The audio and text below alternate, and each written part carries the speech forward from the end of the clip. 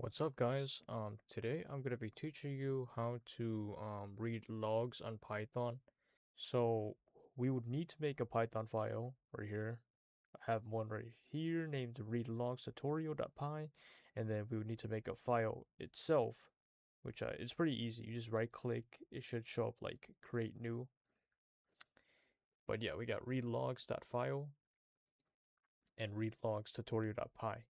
Not confusing at all. Before we get to the coding part, we want to add something in the log because if we don't have anything in the file at all, then there'd be no point in reading this file because it has nothing. Let's say we want, you know, user John Doe 6157 or 657 has logged in. And then we add another username, user Jane Doe um 790 has logged in. So these two users have logged into the system. Let's just pretend that it's a system that we have or a database. So in this file, we would do with open. Sorry, I cannot type tonight, guys. I'm kind of tired. Um, we would use the file name, read logs, obviously, right here as file, yeah.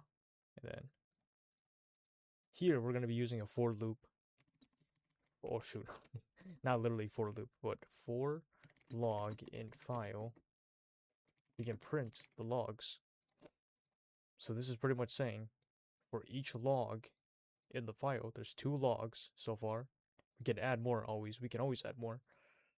It will print each log. So let's test it out. See, look. User Jane Doe 657 has logged in. User Jane Doe 790 has logged in. Also, if you're wondering why there's a big space between the two, is because it creates a new line when you print it. But if you don't want that to happen, you would pretty much just want to do this. Dot strip um two brackets. And that's how you would get rid of the new line created. And it would just look normal like this. What if we used or implemented an if-else statement or conditional statements inside of this to check the file? To further expand on what I mean by this, we can say like, let's see, if we want to find like anomaly or suspicious user, we can say like hacker 1023. And if someone has the name hacker, they're going to be suspicious or more flagged. So we have user hacker 1023 has logged in. We can say if hacker in log, which is it checks each log. It's kind of like a index if you think about it, because we're using a for loop. We're checking each index or content inside of the file.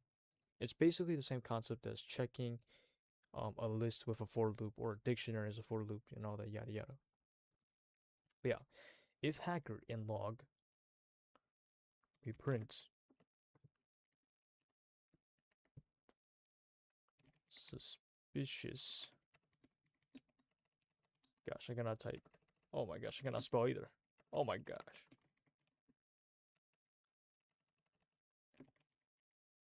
Suspicious user has logged in.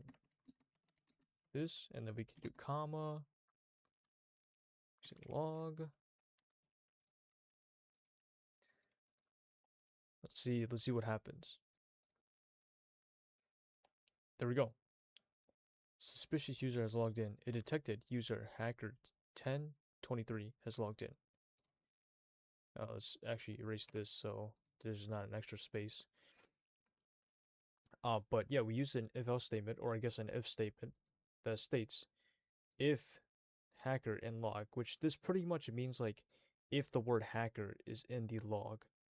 Like it doesn't matter if it has numbers with it or not. If it just has the word hacker in it, then it will flag the user regardless of what else they have. Okay, so let's try something else different here. So for this one, We're basically gonna be like keeping track of how many times a certain, or I guess all users have logged in. In order to do this, we would need a dictionary because if you don't know what dictionary is, I suggest you learn it before like doing anything like this. But a dictionary in Python is basically just what you would like expect a dictionary to be. It has a word and then it has a definition to it, or I guess a key in Python terms. We would need to make a variable that keeps count of the amount of user logins from each user.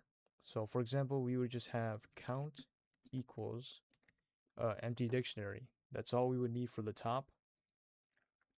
And then for the bottom, um, we're gonna add some more stuff to it. So what we would first add is log, not log, sorry, log equals log dot strip. Why we're adding this is because so we don't create new lines, or I guess spaces between it. All right. And then next up, we would create another variable. Let's see, we can say, I guess, string or words, it doesn't matter. I'm just gonna say string. So then we can say log dot split. Log dot split pretty much makes like each log, or I guess no, sorry, each word or string inside this into a separate list, or I guess separate strings. So for example, let me see here. I can give a better visual.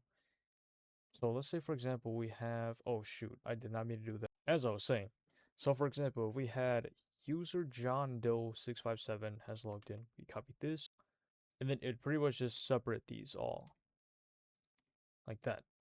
That's what it pretty much means. This is what log.split does. It just splits each string as its own variable, or not variable, as its own string, sorry, as its own string, into a list.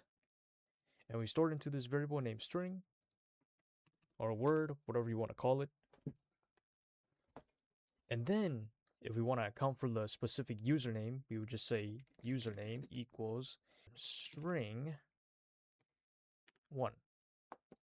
The reason why we say 1 is because in a list, everything is indexed by 0. Well, for Python and JavaScript, not JavaScript, well, Python and Java. Also JavaScript, yeah. Like if we count this 0, 1 right here. I'm sure you guys all know what that it starts at 0 for base indexing. For most programming languages. Okay. So then we have that. So now we can say if username in log, we can do is count username equals count username plus 1. We're pretty much just saying like we have the username, we're gonna put it in the dictionary, and then we're gonna add 1 to it. So let's say, for example, we have the username John Doe 657 as the example again. So that it's gonna be stored into the dictionary. And then you know how dictionaries are. If you don't know what it is, please, I highly suggest that you research it a little bit. It's not that complicated, I promise you, because I'm stupid myself. Okay, as I was saying, it's gonna be like this. Oh gosh, here, let me do that real quick. Yep, like this. Or similar, I'd say similar, because I'm not very accurate sometimes. Like this. And then adding 1, the 1 would be right here. And see how it's kind of like a dictionary concept where this is the word and this is the key.